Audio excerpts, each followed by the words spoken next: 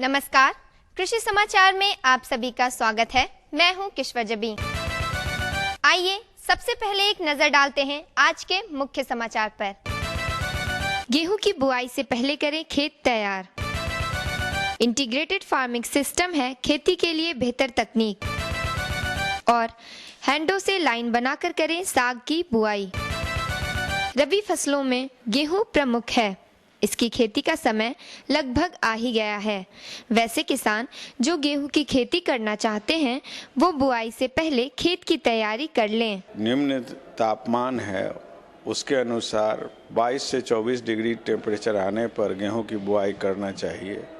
ऐसे किसान भाई अपनी भाषा में इसको कि सुबह उठने के बाद अगर मुंह में भाप आए तो समझना चाहिए कि गेहूं की बुआई का समय आ गया है। किसान श्री की उपाधि पाने के बाद Avdhesh Kumar integrated farming system अपनाकर एक साथ कई काम कर रहे हैं।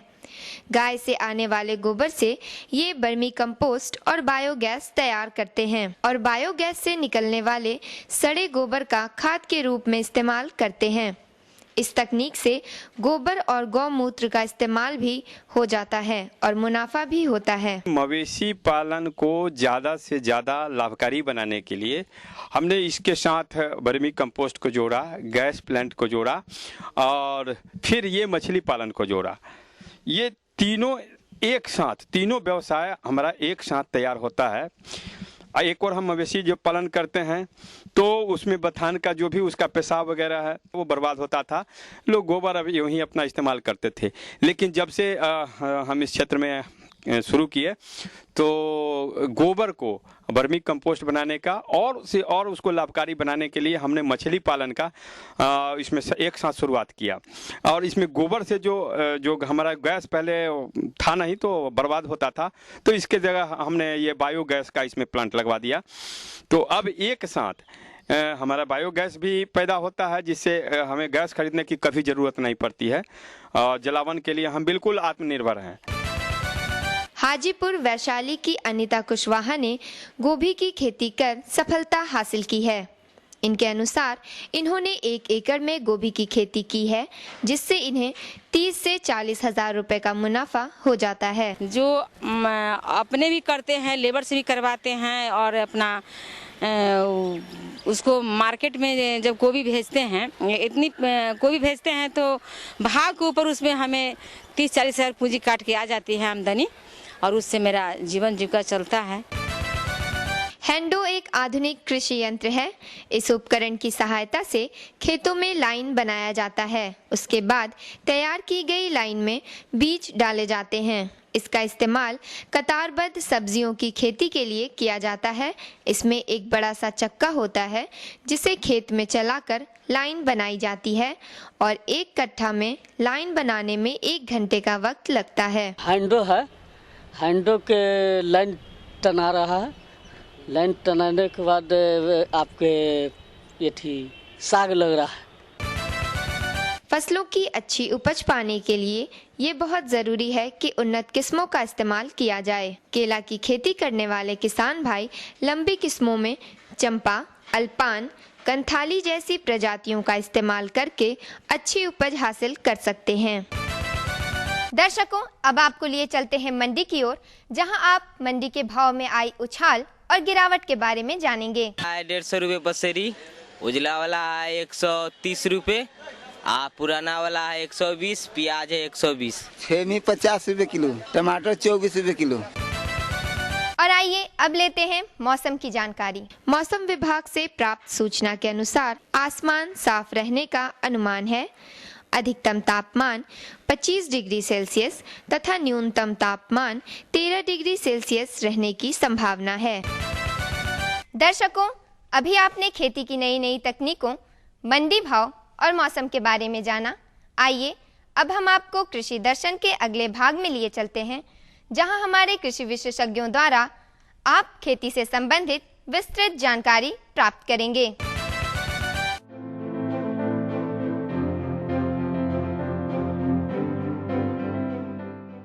कृषि दर्शन देखने वाले सभी किसान भाइयों बहनों को मेरा प्रणाम। किसान भाइयों, हमारे देश भारतवर्ष में रबी का मौसम नवंबर से लेकर अप्रैल महीना तक होता है। ये मौसम सब्जियों फूलों के लिए काफ़ी उपयुक्त होता है, क्योंकि इस मौसम में कीट व्याधि कम लगते हैं, साथ ही इन फसलों के लिए तापमान भी अनुकूल होता है। तो आइए हम रबी मौसम में प्रमुख फसलों के बारे में बातचीत करते हैं। आज इस विषय पर बातचीत करने के लिए हमारे साथ हैं डॉक्टर R.D. सिंह, जो भारतीय कृषि अनुसंधान परिषद के सेवानिवृत्त वैज्ञानिक हैं। नमस्कार सर। जैसा कि हमारा आज का विषय है सर कि रबी मौसम की प्रमुख फसलें, तो इस मौसम में किसान भाई कौन कौन सी प्रमुख फसलें ले सकते हैं? प्रिय किसान भाई एवं बहनों, जैसा कि आप लोग जानते हैं, खरीफ मौसम के पश्चात रबी मौसम शुरू होता है और अभी रबी मौसम शुरू हो गया है। रबी मौसम हम लोग अक्टूबर के अंतिम सप्ताह से लेकर के मार्च के अंतिम सप्ताह तक मानते हैं कि यही रबी मौसम है और इसमें अनेक प्रकार के फसलों को लिया जाता है। तो इसमें जो फसल लिया जाता है, पहला होता है खद्दान। खद्दान में गेहूं, मक्का और जौ आता है। दूसरा फसल है दलहन। दलहन में चना, काबली चना, मसूर, मटर इत्यादि ली जाती है। तीसरा है तेलहन, जिसमें हम लोग सरसों, तोरी, कुसुम, सूरजमुखी, तीसी इत्यादि लेते हैं। इसके अलावा एक और आयाम है जो कि हॉर्टिकल्चर विज्ञान में आता है, सब्जी। तो सब्जी में इसमें आलू ली जाती है, प्याज लिया जाता है, टमाटर लेते हैं, फूल गोभी लेते हैं, पात गोभी लेते हैं, मटर लेते हैं। इसके अलावा आपको धनिया लेते हैं, लहसुन लेते हैं। ये सब सब्जी के व्यायाम हैं। तो इन सब फसलों को रबी के मौसम में लिया जाता है। लेकिन इस चीज़ को आप लोग ध्यान दें, इसमें ध्यान देने वाली भी कुछ चीज़ें हैं जिस पर कि आपको ध्यान देना पड़ेगा। हमारे किसान भाइयों का जोत छोटा होते जा रहा है। हर परिवार में परिवार विघटित हो रहा है, तो जोत हमारा छोटे होते जा रहा है। तो उस छोटे जोत में हम कौन सी फसल का चुनाव करें, क्या क्या करें जिससे कि हमारा उपज न कम हो। तो पहला तो है कि तापमान के बारे में हम लोग चर्चा करते हैं कि रबी मौसम के लिए एक निश्चित तापमान होता है और वह हम लोग कहते हैं 10 डिग्री से लेकर 35 डिग्री के अंदर ही आना चाहिए। और जब 20 से 25 डिग्री तापमान होता है, उस तापमान पर फसल बहुत अच्छा करता है। तो रबी मौसम में करीब करीब आपको 20 से 25 एवरेज हमारी तापमान है रहती है। तो उसमें आप कोई भी फसल रबी मौसम का लेंगे, उसका उपज ज़्यादा होगा। हमारा ये कार्यक्रम जारी है। अभी लौटते हैं एक सूचनात्मक अंतराल के बाद। ये लो और बताओ। बस। अरे ये क्या भैया जी, बस इतनी सी रासायनिक खाद? किसानी छोड़ रहे हो क्या? किसानी नहीं, नादानी छोड़ रहे हैं। मिट्टी की जांच कराई है। अब तो लालाजी जितनी जरूरत है उतने ही उर्वरक खेत में डालेंगे। हाँ, किसान भाई आज ही अपने जिले की नजदीकी भूमि परीक्षण प्रयोगशाला में मिट्टी की जांच जरूर करवाएं और मिट्टी में पोषक तत्व, नमी व पौधे के विकास को देखते हुए केवल जरूरत के अनुसार ही पोषक तत्व डालें। और हाँ, मिट्टी में गंधक, जस्ता, बोरोन जैसे सूक्ष्म पोषक तत्वों का पता लगाना भी न भूलें। उर्वरक और जैविक खाद के सही उपयोग से भूमि का उपजाऊपन बनाए रखें, उत्पादकता बढ़ाएं, खर्चा घटाएं और बहुमूल्य विदेशी मुद्रा बचाने में भी सहयोग दें। और हाँ, धीमी गति से नाइट्रोजन उपलब्ध कराने वाले उर्वरकों जैसे नीम लेपित यूरिया को प्राथमिकता दें और यूरिया का पत्तों पर छिड़काव करें। अरे वाह, तू तो सचमुच समझदार हो गया रे। अधिक जानकारी के लिए संपर्क करें जिला कृषि अधिकारी या किसान कॉल सेंटर।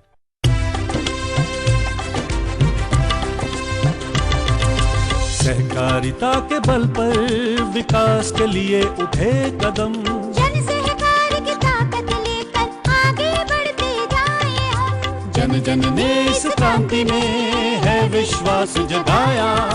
हम सब ने मिलकर विकास का परचम है फहराया। सहकारिता है अपने विकास की पहचान। भारत का अभिमान। कृषि मंत्रालय भारत सरकार द्वारा जनहित में जारी। किसान भाइयों, एक बार फिर आपका हमारे कार्यक्रम में स्वागत है। आज हम बातचीत कर रहे हैं रबी मौसम के प्रमुख फसलों के बारे में और हमारे साथ हैं डॉक्टर R.D. सिंह, जो भारतीय कृषि अनुसंधान परिषद के सेवानिवृत्त वैज्ञानिक हैं। अभी आपने रबी मौसम की तमाम फसलों और उनसे जुड़ी महत्वपूर्ण बिंदुओं के बारे में बहुत अच्छा आपने हमारे किसान भाइयों को बताया सर। लेकिन इन सब बिंदुओं में सबसे पहले हम खेत की तैयारी की बात करते हैं। तो किसान भाइयों को खेत की तैयारी में क्या चीज़ का विशेष ध्यान रखना चाहिए? किसान भाइयों, मैं आपको खेत की तैयारी के बारे में बताना चाहूँगा। आप लोग देख रहे हैं कि यहाँ धान का कटनी हो चुका है और ज़मीन में कहीं कहीं दरार भी पड़ चुके हैं। तो इस दरार में जब तक कि मिट्टी खेत की तैयारी आप बढ़िया से नहीं करेंगे तो निश्चय ही आप का जो बीज है उसका अंकुरण ठीक से नहीं हो पाएगा। तो इसके लिए सबसे पहले एक गहरी जुताई, हम लोग कहते हैं कि गहरी जुताई जरूर कर दें। और गहरी जुताई करने से उसके बहुत फ़ायदे हैं।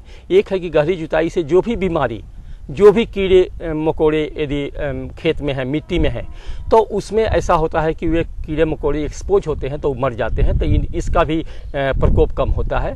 और इसके अलावा खेत में नमी रहनी चाहिए। यदि नमी नहीं रहेगा तो जो भी बीज आप लगाएंगे वह बीज का अंकुरण ठीक नहीं होगा। तो नमी जरूरी है। यदि जिस खेत में नमी नहीं हो तो आप ऐसा करें कि एक हल्की उसमें सिंचाई कर दें। और हल्की सिंचाई कर देने से होगा कि नमी आ जाएगा। उसके बाद उसको कल्टीवेटर से या रोटावेटर से आप उसकी जुताई करें जिससे कि मिट्टी महीन हो जाए।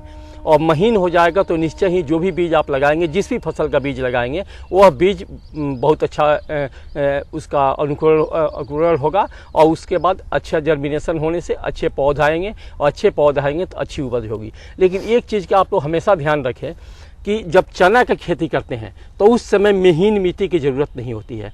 उस समय हम लोग कहते हैं चना की मिट्टी में एक जुताई आप कर दें, थोड़ा क्लॉड्स रहे, ढेला रहे, तो उसमें आपको अच्छी उपज हो सकती है। किसान भाइयों, अभी हमारे विशेषज्ञ ने बताया कि खेतों की गहरी जुताई करें, खेत में नमी रहनी चाहिए और साथ ही अगर खेत की मिट्टी का पीएच मान 7 है तो वह सबसे अच्छा खेत माना जाता है।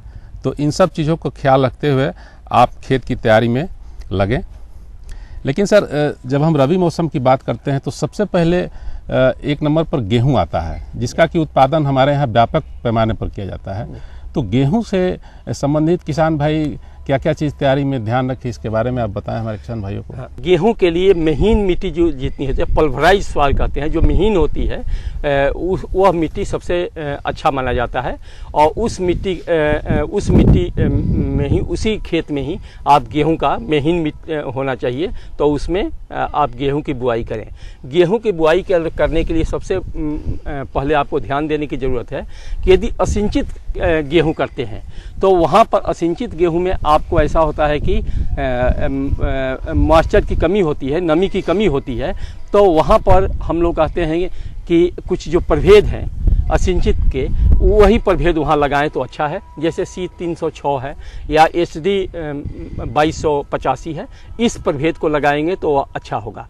और इसकी बुआई असिंचित जब कंडीशन है, सिचुएशन है, तो उसको 1 नवंबर से लेकर 15 नवंबर के अंदर में बो देना चाहिए। तभी जब समय से बुआई करेंगे तो असिंचित होते हुए भी उसकी उपज अच्छी होती है। इसलिए कि खरीफ मौसम के बाद जो भी हमारा मॉइस्चर रहता है खेत में, और उससे क्या होता है कि जर्मिनेशन अच्छा होता है। और जब जर्मिनेशन और अंकुरण अच्छा होगा तो पौध भी अच्छे होंगे, और पौध अच्छे होंगे तो निश्चय ही उसमें आपको उपज अच्छी होगी। लेकिन इस चीज़ को ध्यान दें कि जब असिंचित गेहूं की खेती करते हैं उसमें जो नाइट्रोजन है, फॉस्फोरस है, पोटास है, इसकी मात्रा कम दी जाती है। लेकिन सिंचित है वहाँ पर इसकी मात्रा ज़्यादा दी जाती है।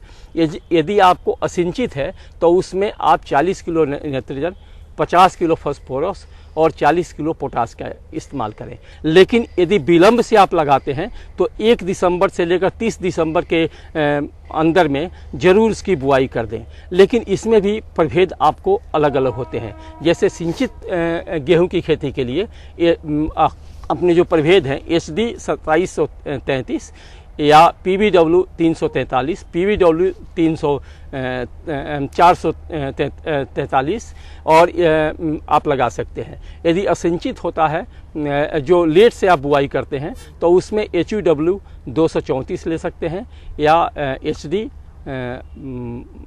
2865 ले सकते हैं। तो ये है कि उसमें समय का ध्यान देना होता है। तो समय से यदि आप लगाएंगे तभी आपका पैदावार अच्छा होगा। और प्रभेदों का भी आपको सिलेक्शन करना ज़रूरी है। जहाँ तक कि उर्वरक की बात करते हैं, जब सिंचित हम गेहूं लेते हैं उसमें 120 किलो नाइट्रोजन, 80 किलो फास्फोरस और 50 किलो पोटास की आवश्यकता होती है। और इस चीज़ को भी आपको ध्यान दें, जहाँ की जिंक की कमी है, जिप्सम की कमी है, वहाँ 25 किलो जिप्सम प्रति हेक्टेयर के दर से आप ज़रूर इस्तेमाल करें, तभी आपको अच्छी गेहूं की उपज मिल सकती है। इसके अलावा हम लोग सिंचाई भी ज़रूरी है। जहाँ सिंचित गेहूं की खेती करते हैं उसमें कम से कम 4 सिंचाई देने की आवश्यकता है। पहली सिंचाई 20 से 25 दिन के पर देना चाहिए, जिसको हम लोग कहते हैं क्राउन रूट इनिशिएशन, जिस समय आपके पौधे के कल्ले निकलना शुरू होते हैं, वह सबसे महत्वपूर्ण है। उसको यदि आप नहीं देते हैं तो ऐसे भी आपकी उपज कम होने लगेगी। और यदि आप दूसरी सिंचाई हम लोग कहते हैं 40 से 45 दिन के बाद बुआई के बाद देनी चाहिए। तीसरी सिंचाई 60 से 65 दिन पर, जिस समय कि आपको मैक्सिमम टिलरिंग स्टेज में रहता है या आपको इसमें ईयर हेड निकलने वाले होते हैं। और चौथी सिंचाई हम लोग कहते हैं 80 से 85 दिन के पर दें, जिससे कि आपको पुष्ट दाने निकलेंगे। इसके अलावा खरपतवार की रोकथाम के लिए हम लोग कहते हैं कि यदि किसी किसान भाई के पास केमिकल नहीं है तो वह 2 बार उसकी गुड़ाई कर दें, एक तो 20 से 25 दिन के बाद पहली सिंचाई के बाद। तो जितने भी खरपतवार हैं, जैसे इसमें मोथा पाया जाता है, आपको दूब पाया जाता है, इसके अलावा गेहूं का मामा कहा जाता है, जिसे फेलरिस माइनर कहते हैं, यह पाया जाता है। तो ये सब जब आप गुड़ाई कर देंगे तो मिट्टी भी हल्की हो जाएगी, रूट को भी हवा मिलेगा और इससे घास का भी रोकथाम होगा। और दूसरा, आप कम से कम 50 से 60 दिन के बुआई के बाद दें, तो उससे भी आपको केमिकल न भी देंगे तो काम चलेगा। यदि जिस किसान भाई के पास केमिकल उपलब्ध है, जैसे हम लोग कहते हैं आइसोप्रोटोन, वह 1 किलो प्रति हेक्टेयर के दर से उसको दिया जाए, और एक केमिकल होता है ट्राइटोन, उसके साथ मिलाकर दिया जाए, तो निश्चय ही खरपतवार जो कि पतली पत्ती वाली होती है वो सभी मर जाते हैं। जैसे गेहूं का मामा, यह सबसे अधिक परेशानी देता है, जिसे गुल्ली डंडा हम लोग कहते हैं।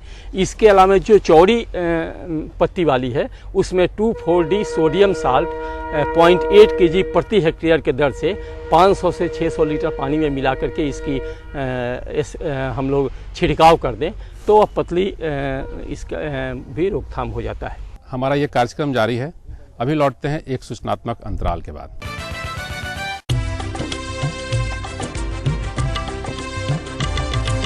सहकारिता के बल पर विकास के लिए उठे कदम, जन सहकार की ताकत लेकर आगे बढ़ते जाएं हम। जन जन ने इस क्रांति में है विश्वास जगाया, हम सब ने मिलकर विकास का परचम है फहराया।